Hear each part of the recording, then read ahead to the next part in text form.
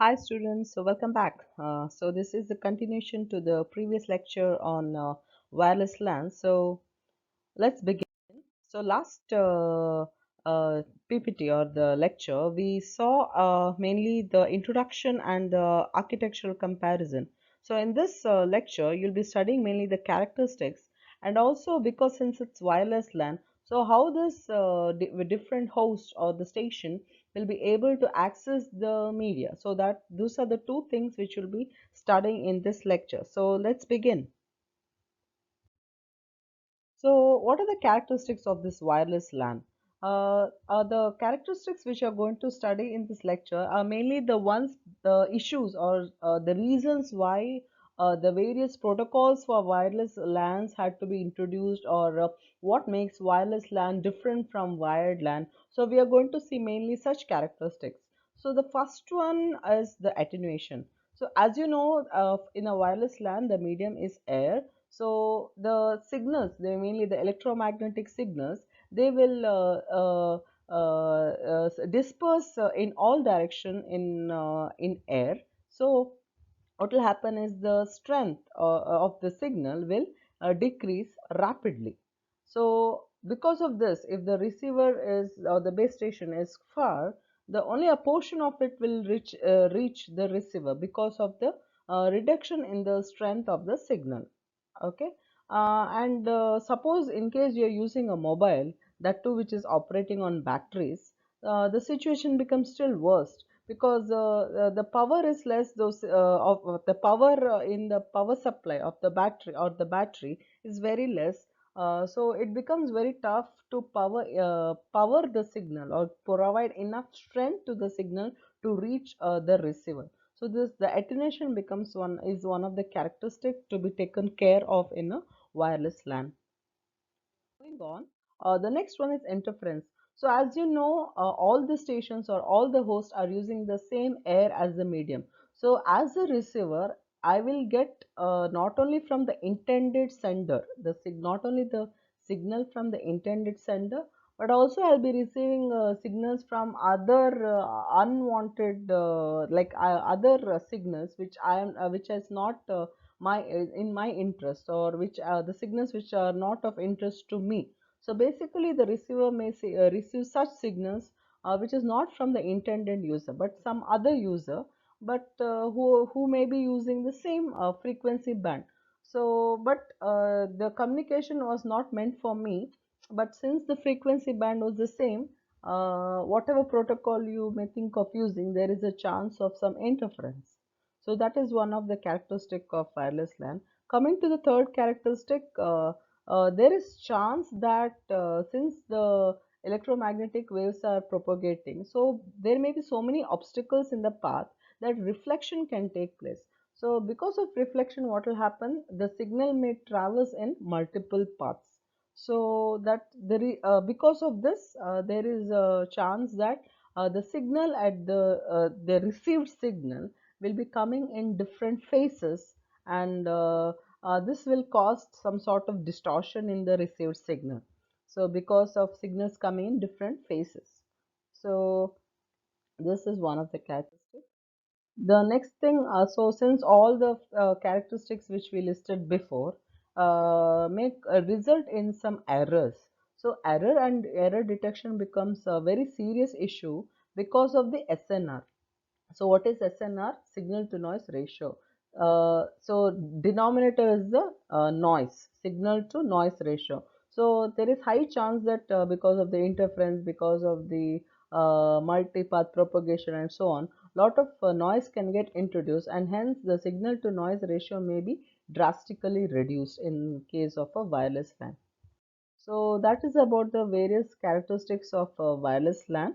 So next we need to understand how the various hosts will be able to access the medium, that is the air. So when we spoke of CSMACA, we told that CSMACA was invented mainly for wireless LAN, and thus the same thing I want to repeat here is that wireless LANs will use CSMACA, that is carrier sense multiple access collision avoidance. So now you may be thinking, why not we can use collision detection, that is CSMS-CD. The CSMS-CD will not be used in wireless LAN. Only CSMS-CA will be used in wireless LAN. This is because CSMA-CD has three issues due to which it cannot be used in wireless LAN.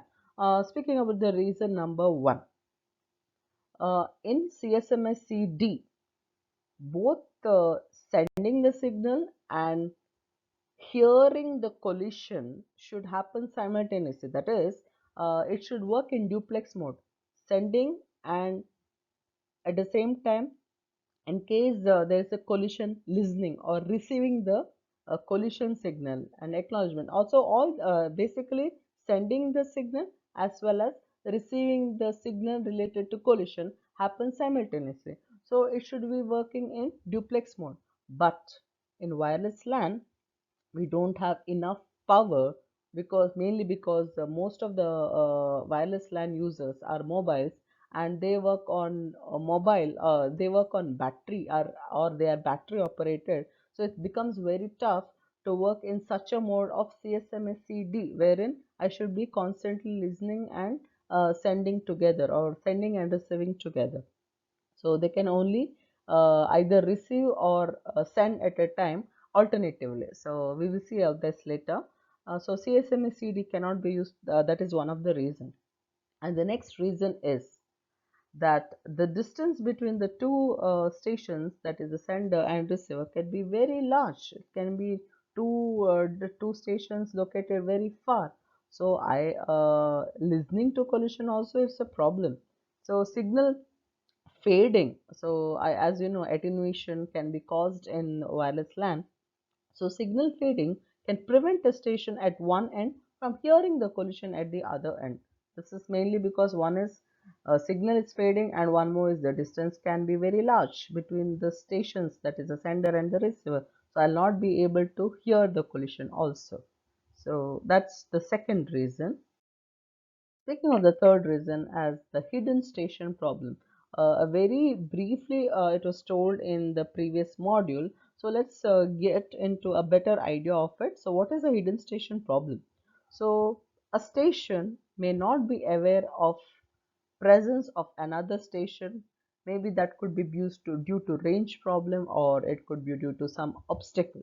So if at all there's some collision that may be occurring somewhere, the station, that is maybe I will not be able to receive that signal related to collision because of some obstacle, or it could be a range problem. So consider this figure. So you can see that there are three stations. So station A, B and C. So the range of B is such that A is in the range of B. So it can, if something happens with respect to A signal with communication with B, B can be a B signal, then B can be able to hear. But C is not in the range. C is not in the range of B. So you can see it here also. So C is something hidden. So this could be some obstacle or something. So because of that, the station B cannot hear the signal sent from station A, station C. So if it's not able to hear, what will happen? Even in this scenario, station B may be sending to A, and just a few instances before B sent, C might have sent. But I am not as a B. B may not be able to hear that signal being sent from A, or I'll not be able to hear the signal being sent from C, sorry, not A, from C.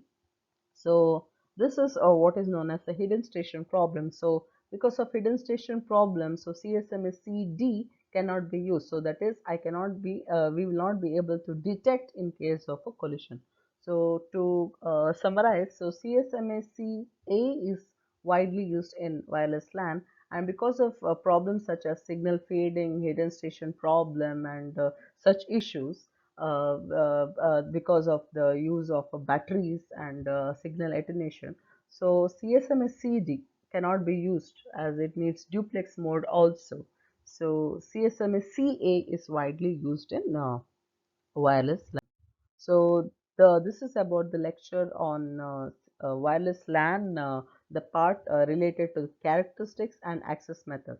So this summarizes the first part of wireless LAN, that is related to the mainly the introduction, the architectural comparison between wireless LAN and wired LAN, and the characteristics in terms of why the need for various new protocols for wireless LAN, maybe due to attenuation, maybe due to multipath propagation, or maybe due to errors as a change in SNR. So that characteristics you studied, and next you also came to know that CSMA-CA should be used in wireless LAN. So stay tuned, and we'll meet in the next lecture again.